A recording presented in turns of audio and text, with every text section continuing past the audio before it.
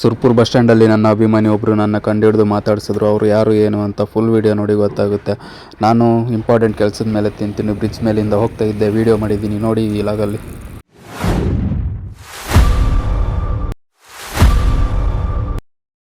Hi guys, ನಾನು ತುಂಬ ದಿನ ಆದಮೇಲೆ ಊರಿಗೆ ಹೋಗಿದ್ದೆ. ಊರಿಗೆ ಬರೋವಾಗ ವೀಡಿಯೋ ಮಾಡೋಕ್ಕಾಗಲಿಲ್ಲ, ಅದಕ್ಕೋಸ್ಕರ ಇವಾಗ ಮಾಡ್ತಾಯಿದ್ದೀನಿ.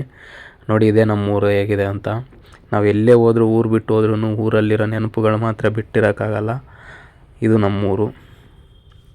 ನೆಕ್ಸ್ಟ್ ಡೇ 6:30 ಬೆಳಗ್ಗೆ ನೀವು ನೋಡಿ ಎಷ್ಟೊಂದು ಚಳಿ ಇದೆ ಇಲ್ಲಿ. ಎಷ್ಟಾಗಲಿ ಬೆಂಗಳೂರಾಗ ಒಂದು ಸ್ವಲ್ಪ ಚಳಿ ಕಮ್ಮಿ ಇರುತ್ತೆ, ಇಲ್ಲಂತೂ ಕೇಳಲೇಬೇಡಪ್ಪ ಎಷ್ಟೊಂದು ಚಳಿ ಗುರು. ತುಂಬ ಚಳಿ ಇತ್ತು. ಹಂಗೆ ಎದ್ದು ವೀಡಿಯೋ ಮಾಡಿದೆ ನೋಡಿ. ಬೆಳಗ್ಗೆ 10 ಗಂಟೆಗೆ. ಇದು ನಮ್ಮೂರು ಶಾಲೆ ನೋಡಿ, ಚಿಕ್ಕ ಮಕ್ಕಳದು ಹೆಂಗಿದೆ ಅಂತ. ನಮ್ಮೂರಿಗಂತ ಹೇಳ್ಕೊಳ್ಳೋಕ್ಕೆ ಒಂಥರ ಆಗುತ್ತೆ ಈ ಶಾಲೆನ ನೋಡ್ತಾ ಇದ್ದೆ. ಇಲ್ಲಿ ನೋಡಿ ಇಷ್ಟು ಜನ ಇದ್ದಾರೆ ಸ್ಕೂಲಲ್ಲಿ.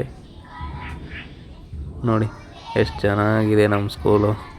ನಾನು ಓದಿಲ್ಲ, ಆದರೆ ನಮ್ಮೂರು ಶಾಲೆ ನೋಡಿ. ಇದಕ್ಕೇನಾದರೂ ನೀವು ಕಮೆಂಟ್ ಹಾಕಲೇಬೇಕು.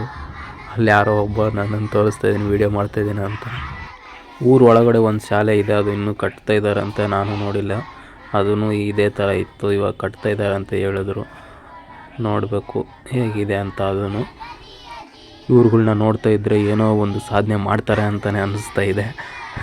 ಇರಲಿ, ಏನಾದರೂ ಒಂದು ಸಾಧನೆ ಮಾಡಲಿ. ಸರಿ, ಇವ್ರನ್ನೆಲ್ಲ ನೋಡ್ಕೊಂಡು ಕೂತ್ಕೊಂಡ್ರೆ ಕೆಲಸ ಆಗಲ್ಲ ಅಂದ್ಬಿಟ್ಟು ನಾನು ಹೋಗ್ಬಿಟ್ಟು ರೆಡಿ ಆಗಿಬಿಟ್ಟು ಶಿಸ್ತಾಗಿ 11 ಗಂಟೆಗೆ ರೆಡಿಯಾಗಿ ಗಾಡಿ ಮೇಲೆ ನಾವು ಹೊರಟ್ವಿ. ಹೋಗ್ಬೇಕಾದ್ರೆ ಕೆಲವೊಂದು ಜಾಗಗಳನ್ನ ನೋಡ್ತಾ ಇದ್ದರೆ ಏನೋ ನೆನಪುಗಳು ಬರ್ತಾಯಿತ್ತು ಮನಸ್ಸಲ್ಲಿ. ಏನೋ ಬೇಸರ ಇರೋ ಅಂಥದ್ದನ್ನು ಆ ಜಾಗಗಳು ನೋಡಿದ್ರೆ ನೆನಪುಗಳು ಹಂಗೆ ಬಂದ್ಬಿಡ್ತವೆ ಗುರು. ಕೆಲವೊಂದು ಜಾಗಗಳನ್ನ ನೋಡ್ತಾ ಇದ್ದರೆ ಜೀವನದಲ್ಲಿ ಏನಾದರೂ ಮಾಡಬೇಕು ಅಂತ ಕೆಲವೊಂದು ಜಾಗಗಳು ಹೇಳ್ತವೆ. ಕೆಲವೊಂದು ಜಾಗಗಳು ಹೇಳ್ತವೆ ಜೀವನದಲ್ಲಿ ಏನೂ ಇಲ್ಲ, ಏನಕ್ಕೆ ಮಾಡಬೇಕು, ಯಾರಿಗೋಸ್ಕರ ಮಾಡಬೇಕು, ಏನಕ್ಕಾದರೂ ಮಾಡಬೇಕು ಅಂತ ಅನ್ನಿಸ್ತವೆ. ಆ ಥರ ನೆನಪುಗಳು ಬಂದು ಹಂಗೆ ಹೋಗ್ತಾ ಇರ್ತವೆ. ಈ ಬೈಕಲ್ಲಿ ಹೋಗ್ತಾ ಇದ್ದಂಗಂತೂ ಏನೇನೋ ಯೋಚನೆಗಳು ಬರ್ತವೆ. ಈ ಜಾಗ ಸುರ್ಪುರ್ ತಾಲೂಕಿಗೆ ಬರುತ್ತೆ ಅಂತ ನಾನು ಅಂದ್ಕೊಂಡಿದ್ದೀನಿ. ಯಾಕಂತಂದರೆ ನಾನು ಬೆಂಗಳೂರಲ್ಲೇ ಇರೋದ್ರಿಂದ ಇಲ್ಲಿ ಬಗ್ಗೆ ಅಷ್ಟೊಂದು ಸರಿಯಾಗಿ ಗೊತ್ತಿಲ್ಲ ನನಗೆ. ಈ ಜಾಗ ನೋಡಿ ಎಷ್ಟು ಸಖತ್ತಾಗಿದೆ ಅಂತ. ನಾನು ಉತ್ತರ ಕರ್ನಾಟಕದವನೇ, ದಯವಿಟ್ಟು ನಾನು ಸುರ್ಪುರದ ಹುಡುಗ. ದಯವಿಟ್ಟು ಸುರ್ಪುರದವ್ರು ಯಾರಾದರೂ ಈ ವಿಡಿಯೋ ನೋಡ್ತಾ ಇದ್ದರೆ ದಯವಿಟ್ಟು ನನಗೆ ಸಪೋರ್ಟ್ ಮಾಡಿ ಅಂತ ಕೇಳ್ಕೊತೀನಿ. ಯಾಕಂತಂದರೆ ಉತ್ತರ ಕರ್ನಾಟಕದ ಹುಡುಗರನ್ನ ನೀವೇ ಬೆಳೆಸಬೇಕು. ಉತ್ತರ ಕರ್ನಾಟಕದವರೇ ಫಸ್ಟ್ ಬೆಳೆಸಬೇಕಾಗಿರೋದು. ಅದಕ್ಕೋಸ್ಕರ ಪ್ಲೀಸ್ ನನಗೂ ಸಪೋರ್ಟ್ ಮಾಡಿ. ನೋಡಿ ತುಂಬ ಚೆನ್ನಾಗಿ ಲಾಗ್ನ ಮಾಡಬೇಕು ಅಂತ ಡಿಸೈಡ್ ಆಗಿಬಿಟ್ಟಿದ್ದೀನಿ. ಇನ್ನು ಮುಂದೆ ಲಾಗ್ ವೀಡಿಯೋಗಳು ಮಾಡ್ತಾ ಇರ್ತೀನಿ. ದಯವಿಟ್ಟು ಸಪೋರ್ಟ್ ಮಾಡಿ ಅಂತ ಮತ್ತೆ ಕೇಳ್ತಾನೇ ಇದ್ದೀನಿ. ದಯವಿಟ್ಟು ಸಪೋರ್ಟ್ ಮಾಡಿ. ಬನ್ನಿ ಇವಾಗ ತಿಂತಿನಿ ಬ್ರಿಡ್ಜನ್ನ ತೋರಿಸ್ತೀನಿ ನಿಮಗೆ. ನೋಡಿ ಇದು ತಿಂತಿನಿ ಬ್ರಿಡ್ಜು ಹೆಂಗಿದೆ ಅಂತ ನೋಡಿ. ನಮ್ಮ ಆಟೋ ಮೇಲೆ ಹೆಂಗೆ ಕುತ್ಕೊಂಡು ಹೋಗ್ತಾ ಇದ್ದಾರೆ ನಮ್ಮ ಹಳ್ಳಿ ಜನಗಳು.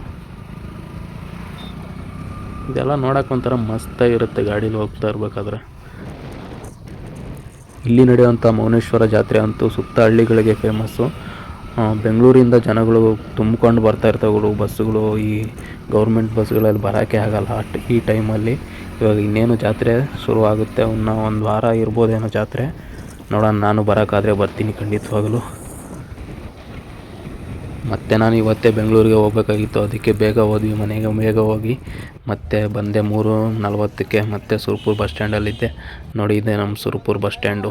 ಹೇಗಿದೆ ನಮ್ಮ ಸುರ್ಪುರ್ ಜನ ಯಾರಾದರೂ ಈ ವಿಡಿಯೋ ನೋಡ್ತಾ ಇದ್ದರೆ ದಯವಿಟ್ಟು ಲೈಕ್ ಮಾಡಿ, ಶೇರ್ ಮಾಡಿ, ಕಮೆಂಟ್ ಮಾಡಿ. ಯಾರಾದರೂ ಇದ್ದರೆ ನನಗೂ ಸಪೋರ್ಟ್ ಮಾಡಿ ಅಂತ ಕೇಳ್ಕೊತೀನಿ. ಬಸ್ ಸ್ಟ್ಯಾಂಡಲ್ಲಿ ಕೂತ್ಕೊಂಡಿದ್ದೆ. ನಮ್ಮ ಅಭಿಮಾನಿಗಳು ಬಂದರು. ಯಾರೂ ಕಂಡುಹಿಡಿಯಲ್ಲ ನನ್ನ, ಆದರೆ ಒಬ್ಬರು ಅಭಿಮಾನಿ ಕಂಡುಹಿಡಿದು ನನ್ನನ್ನು ಮಾತಾಡಿಸಿದ್ರು. ಇವರೇ ನೋಡಿ ಹೇಗಿದ್ದಾರೆ ನಮ್ಮ ಅಭಿಮಾನಿ ಅಂತ ಮಾತಾಡಿಸಿದ್ರು. ಒಬ್ಬರು ಖುಷಿ ಆಯಿತು. ನಾನು ಒಂದು ಸೆಲ್ಫಿ ಕೊಟ್ಬಿಟ್ಟು ಕಳಿಸ್ದೆ. ಬೆಳಗ್ಗೆ 6 ಗಂಟೆಗೆ ಬಂದು ಬೆಂಗಳೂರಿಗೆ ತಲುಪಿದೆ. ಇಲ್ಲೂ ಚಳಿ ಹಂಗೆ ಕೊರಿತಾ ಇತ್ತು, ಮಸ್ತಾಗಿ ಇತ್ತು ಅಂದ್ಕೊಳ್ಳಿ ಒಂಥರ. ಇಲ್ಲಿ ನೋಡಿ ಕತ್ಲೆ ಹಂಗೆ ಇದೆ. ನನಗೆ ಬಸ್ಸಲ್ಲಿ ನಿದ್ದೆ ಆಗಿದ್ದಿಲ್ಲ, ಹೋಗಿ ಸೀದಾ ಮಲ್ಕೊಂಬಿಟ್ಟೆ. ಯಾಕಂತಂದರೆ ನಾನು ಇವತ್ತೇ ಮತ್ತೆ ಸೆಕೆಂಡ್ ಶಿಫ್ಟ್ ಕೆಲಸಕ್ಕೆ ಬೇರೆ ಹೋಗಬೇಕಾಗಿತ್ತು. ಹಾಗಾಗಿ ಹೋಗಿ ಮಲ್ಕೊಂಡು ಎದ್ದು ಸೆಕೆಂಡ್ ಶಿಫ್ಟ್ ಕೆಲಸಕ್ಕೆ ಹಂಗೆ ಬಂದೆ. ನೋಡಿ ನಿದ್ದೆ ಕಣ್ಣು ಹೆಂಗಿತ್ತು ಅಂತಂದರೆ ತಲೆನೋವು. ನಿದ್ದೆ ಮಾಡಬೇಕು ಅನ್ನಿಸ್ತಾಯಿತ್ತು.